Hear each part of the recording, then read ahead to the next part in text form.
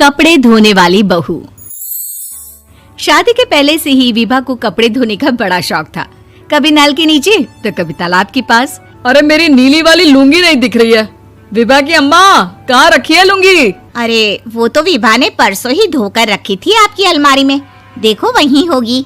वो ना मैंने आज धो दी, मुझे लगा कि गंदी हो गई होगी।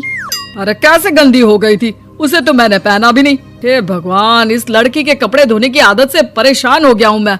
जितना तो घर में राशन नहीं आता, उससे कहीं ज्यादा डिटर्जेंट पाउडर का खर्चा है।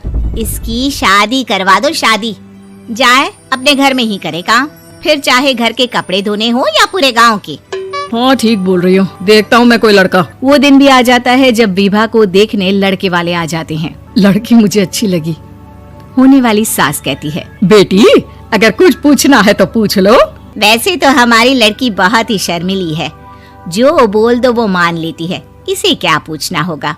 अरे कैसी बात कर रही हो माँ, मुझे इन लोगों के घर रहना है, सवाल तो कई है। हाँ हाँ बेटा, पूछ लो ना, क्या पूछना है। आप लोगों के घर कपड़े कौन धोता है? सास का मुंह बन जाता है। देखो, अगर तुम ये कहना चाहती हो कि तुम्हें कपड़े धोने नहीं आते तो सुन लो, कपड़े मैं ही धोती हूँ, लेकिन तुम्हारे आ जाने के बाद मैं रुमाल तक नहीं धोऊंगी। अरे चुप रहना भाग्यवान, बहू बेचारी घर आई नहीं, उसे डराना शुरू कर दिया।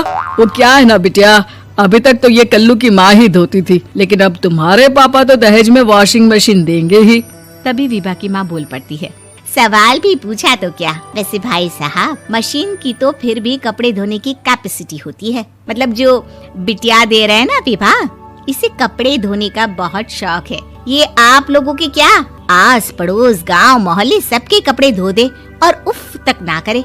बाहर देखा नहीं आपने कितने कपड़े सूख रहे हैं, सब हमारी बिटिया ने ही तो धोए हैं। बस भी करो ना माँ, शर्म आ रही इतनी तारीफ सुनकर। और तो और एक दाग निकाल कर दिखाओ तो मान जाऊं। हाँ अच्छा अच्छा, माफ करना बेटा, मैंने गलत समझा। हमें तो रिश्ता बहुत पसंद है। और ऐसे जुड़ जाता है रिश्ता कपड़े धोने का शौक रखने वाली विभा का। उसकी शादी हो जाती है कोयला फैक्ट्री में काम करने वाले कल्लू के साथ। शादी के बाद अचानक विभा चिल्लाती हुई सास के पास आती है। सासू माँ, अरे सासू माँ कहाँ है आप? ये तो धोखा है, धोखा दिया आप लोगों ने मुझे।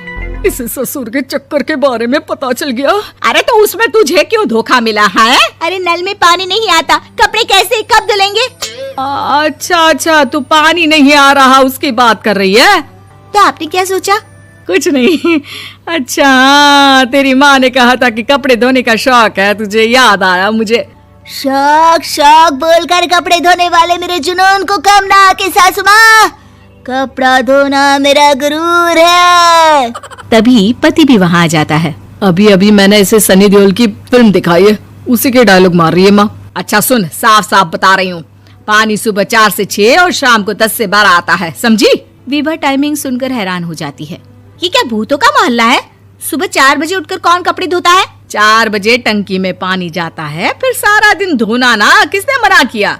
अरे कैसी बात कर रही हैं? 200 लीटर की टंकी में कितने कपड़े धो लूंगी मैं, सुबह ही उठ जाऊंगी मैं। अब क्या था, विभा सुबह 4 से लेकर रात के 12 बजे तक कपड़े ही धोती रहती। एक रोज सास पड़ोस से निकलकर कहीं जा रही होती है कि साथ वाली कहती है, हाँ कल्लू की माँ, जरा ये बताओ कि 2 साड़ी है, 2 ब्लाउज और एक पेटीकोट और एक नाड़े वाला लंबा कच्छा। हाँ तो? अरे तो क्या, कितना लोगी धुलाई ये बताओ। धोबन दिख रहे हैं हम क्या? हमारे पति सरकारी नौकरी से अभी अभी रिटायर हुए हैं और बेटा सुपरवाइजर है कोयला फैक्ट्री में। धोबन समझ रखा है हमें?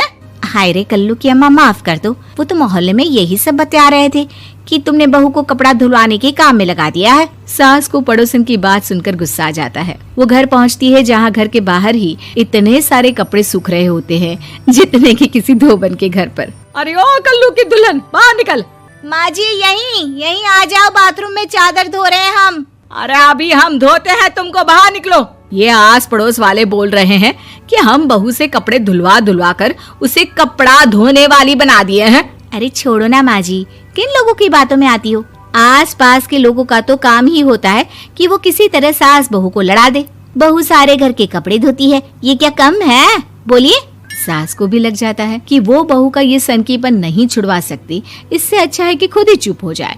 एक रोज सास और बहू मंदिर जाते हैं, जहाँ सास की साड़ी वहाँ खड़ी भीख मांगने वाली से मिलती है। माँ जी क्या बात है, आपकी साड़ी उस भिखारन से कितनी मिल रही है ना? हाँ हाँ देखो तो, दोनों की साड़ी मिल रही है। क्या बात है कल्लू की अम्मा, तुम खुद को तो अफसर की बीवी बताती हो और ऐसी सिंपल सी प्लेन साड़ी पहनकर घूमती हो। सिंपल और प्लेन नहीं है ये साड़ी। तो क्या सोने के धागे से फूल बने हैं?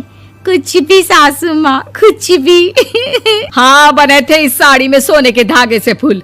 मेरे पति लेकर आए थे मद्रास से स्पेशली मेरे लिए 10,000 की।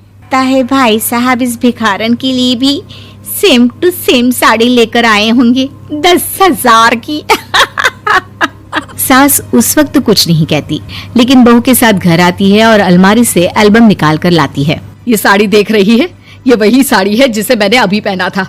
इस साड़ी में ये जो चमकदार फूल दिख रहे हैं ना, ये सोने के धागों से काढ़े गए हैं। लेकिन तू लोकल वॉशिंग मशीन ब्रश से घिस घिस कर सारे फूलों को निकाल कर साड़ी प्लेन कर दी।